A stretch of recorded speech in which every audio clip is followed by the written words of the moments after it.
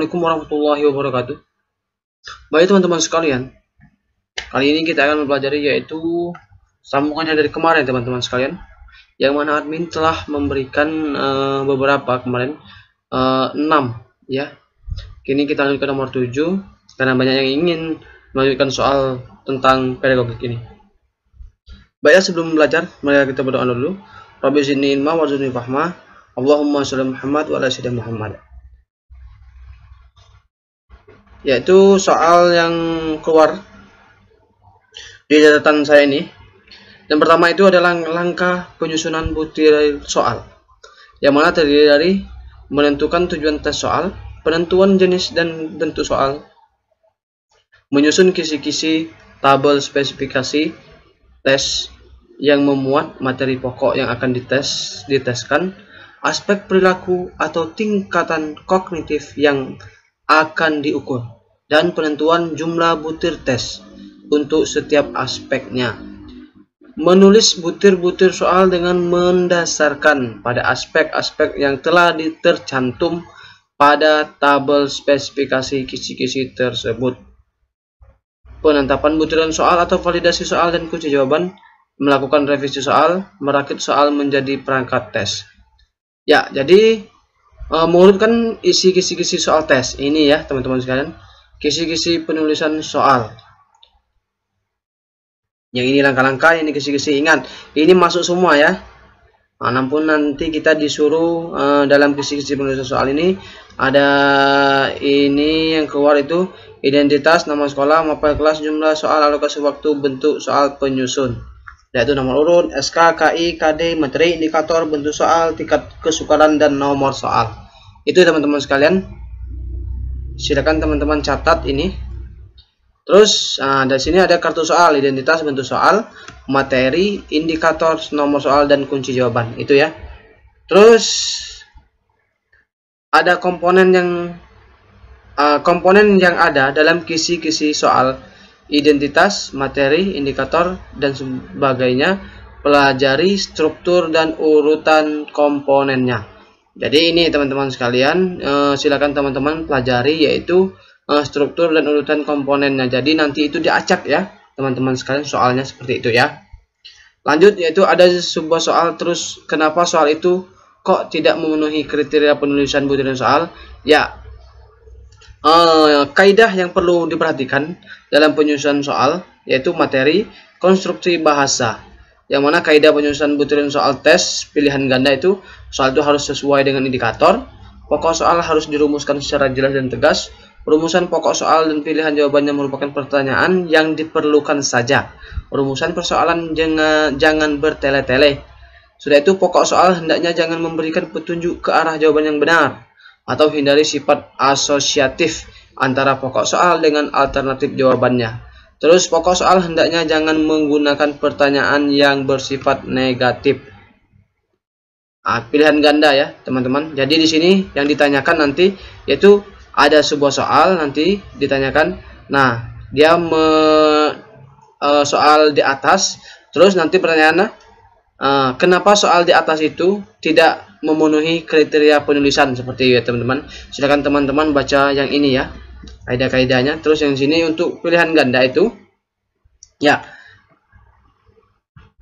pilihan jawaban harus homogen dan atau logis ditinjau dari segi materi. Semua alternatif jawaban benar. Kunci jawaban hendaknya harus sulit dibedakan dengan pengecoh-pengecohnya. Panjang rumus pilihan jawaban hendaknya relatif sama atau tidak memberikan isyarat akan jawaban benar. Pilihan jawaban hendaknya jangan menggunakan pertanyaan yang berbunyi semua pilihan jawaban di atas salah atau semua jawaban benar. Ingat ya teman-teman, itu ya. Pilih jawaban yang berbentuk angka harus disusun berdasarkan ukuran besar kecilnya. Terus gambar, grafik, tabel, diagram, dan sejenisnya itu yang terdapat pada soal harus berfungsi. Itu ya teman-teman sekalian. Misalkan teman-teman membuat soal seperti itu. Ya, ini nanti soalnya keluar ini ya. Ya, kita lihat. Jadi kaidah soal uraiannya. Jadi ini ya, setiap sudah itu ada penetapan alternatif, ada butiran soal, terus ada kaidah soal uraian. Itu ya. Jadi akan teman-teman catat bagaimana itu nanti ya yang keluar kemarin itu. Jadi pertanyaannya seperti itu. nanti dibuat ada soal di dalam soal gitu ya. Ada soal, sudah itu di bawahnya itu ada pertanyaan. Kenapa soal di atas itu tidak memenuhi kaidah dari uraian dari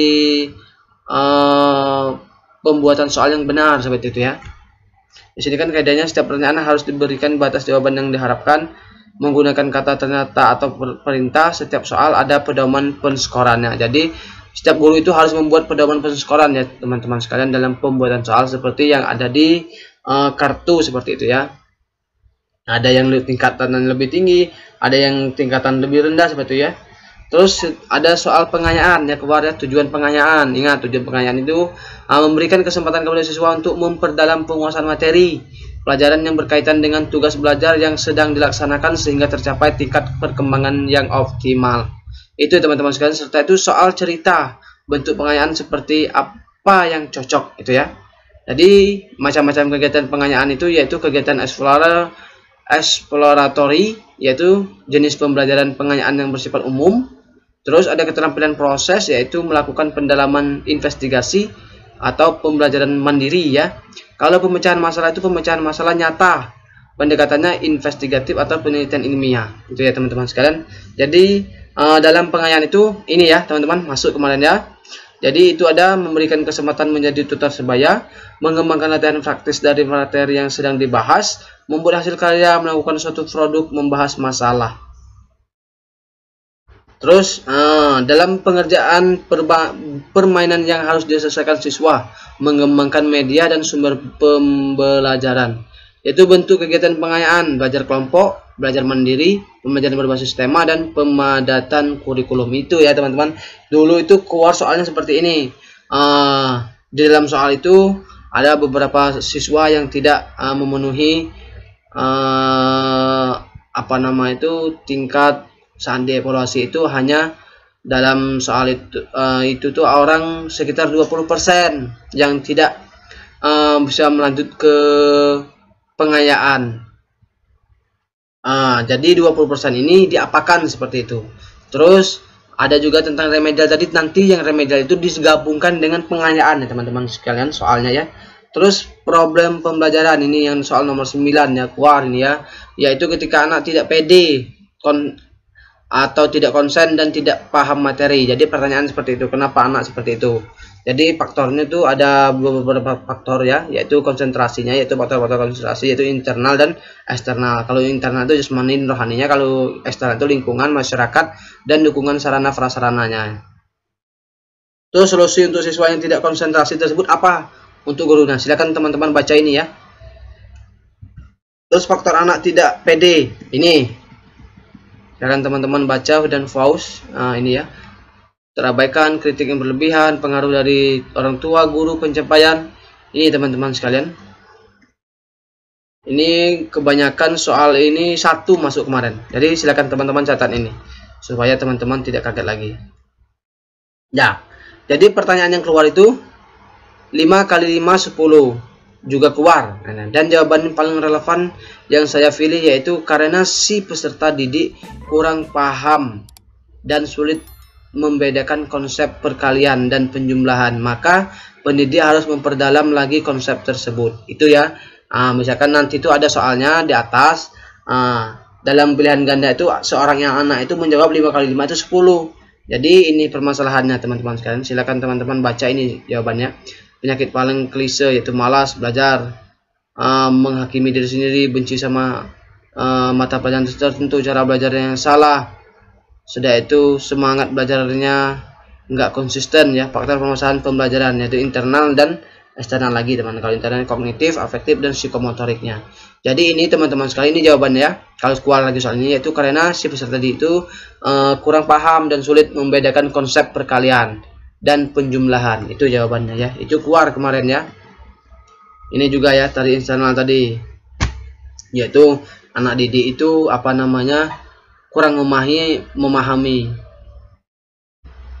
Terus teori belajar dan tokohnya, Piaget.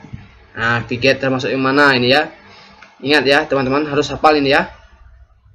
Behavioristik itu yaitu Todrike, Ivan Farlov, Watson, dan Skinner ya. Kalau yang untuk kognitif itu Piaget, Warner, dan Asubela. Yang ketiga itu humanistik,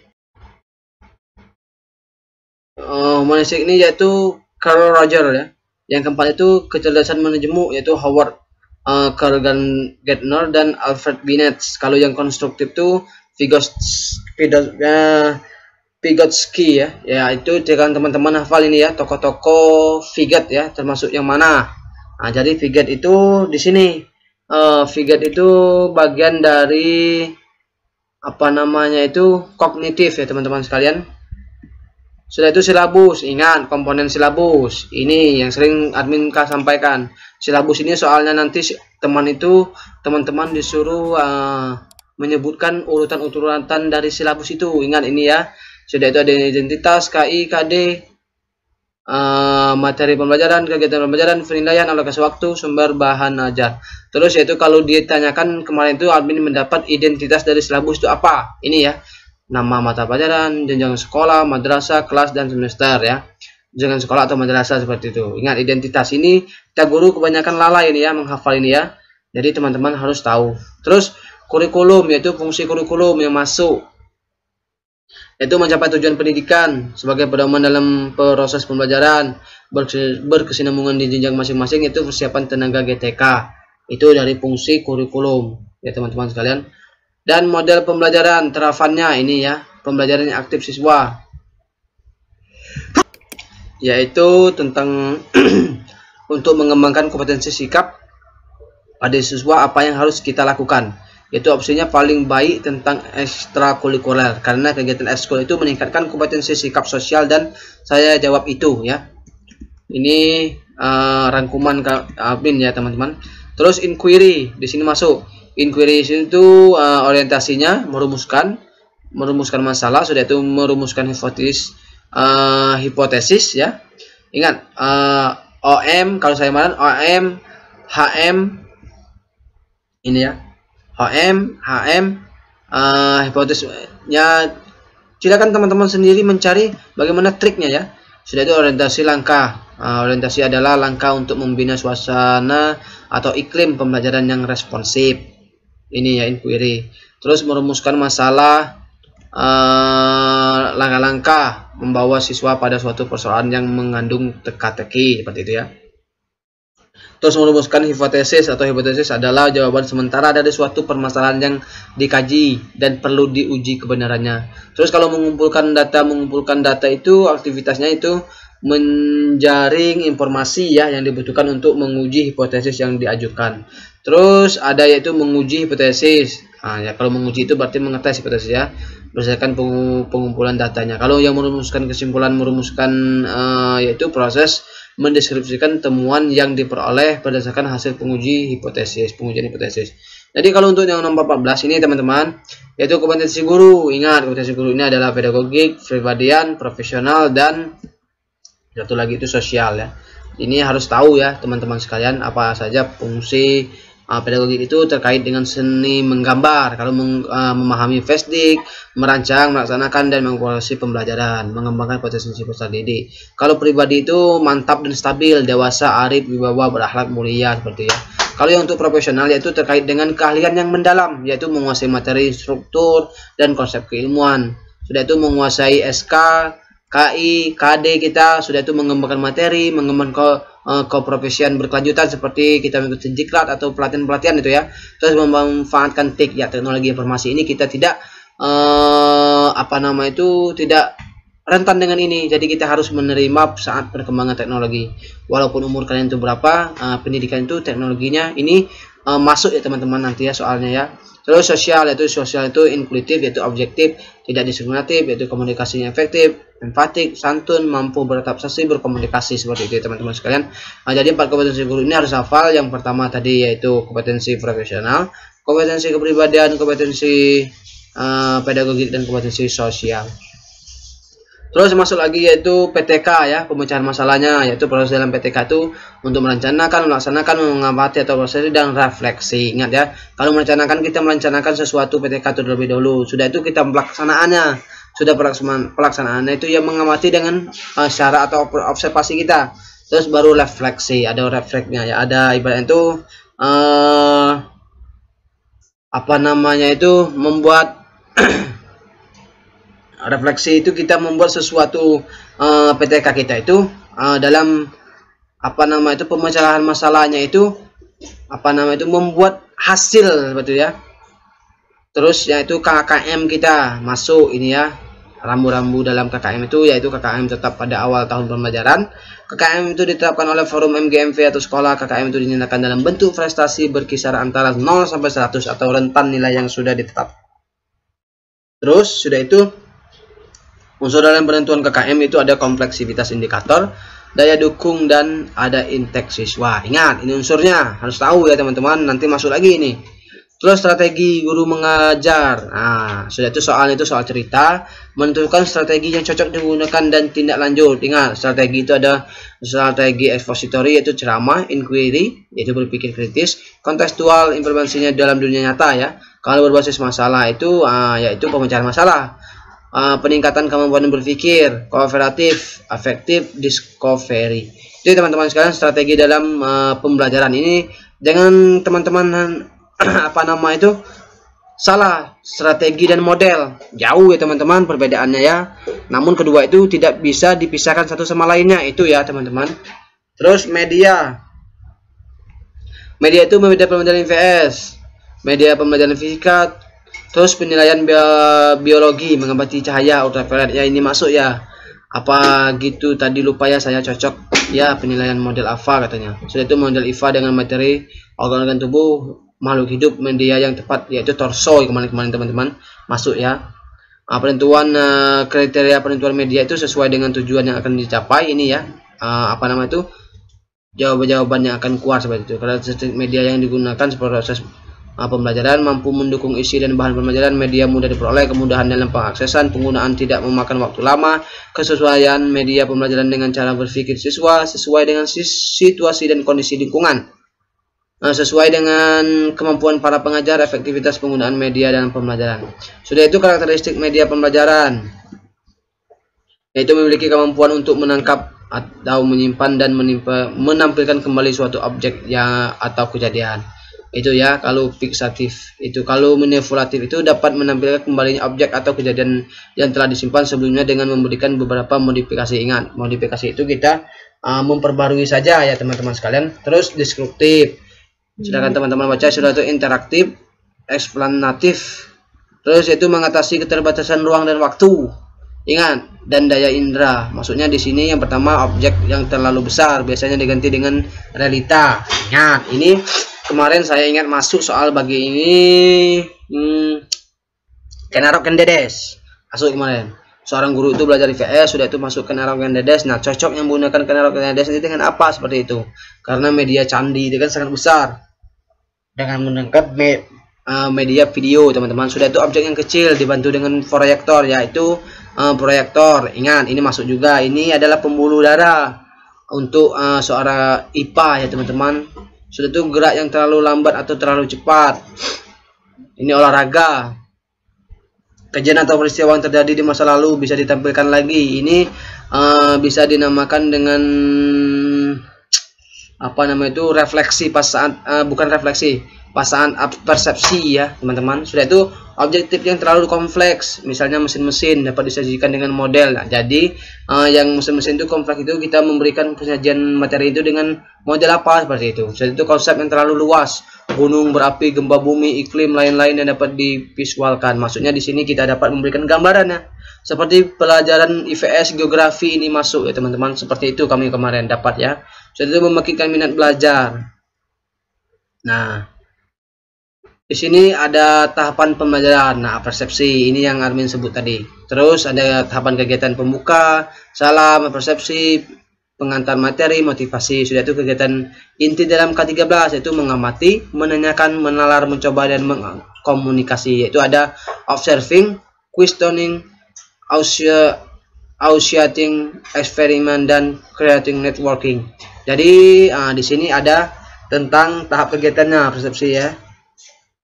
Terus kegiatan inti dalam KTSP itu eksplorasi, elaborasi, konfirmasi. Jadi ini tidak lagi digunakan ya teman-teman. Kita menggunakan yang K13 ya. Terus kegiatan penutup daftar istilah itu yaitu persepsi, tanya jawab dengan siswa tentang materi yang telah dipelajari, motivasi, orientasi, eksplorasi, dan elaborasi. Ya, jadi silakan teman-teman hafal ini ya. Kegiatan-kegiatan ini kalau guru harus tahu nih ya. Sudah itu ada konfirmasi, masih digunakan itu ya. Terus kalender pendidikan, Kaldik, ya ini masuk. Kalender pendidikan adalah pengaturan waktu untuk mengikuti kegiatan pembelajaran peserta didik selama 1 tahun ajaran yang mencakup permulaan pembelajaran, minggu efektif belajar, waktu pembelajaran efektif, dan hari libur. Orang galak salah itu Kaldik itu katanya kalender, ada kalender pendidikan, ada kalender akademik katanya ya, bukan ya. Jadi Kaldik itu kalender pendidikan ya, itu yang masuk ya. Pendekatan pembelajaran, ini pendekatannya teacher contrast, student contrast, kontekstual, konstruktif, deduktif, induktif, saintifik ya, ilmiah. Terus ada KI dan KD, konsep dasarnya diberikan pertanyaan lalu disuruh nentuin. KD indikator kegiatan pembelajaran dan lain-lain.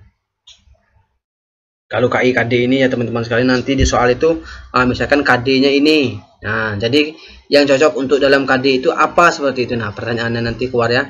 Terus studi kasus, banyak studi kasus tentang saya dapat guru IPA, PJOK, MTK, guru kelas SD, juga sebagai guru SMA. Intinya yaitu sikap kita sebagai guru bagaimana sesuai dengan peranan guru itu masing-masing ya. Itu teman-teman sekalian. 24 itu jangan ambil kasih dulu.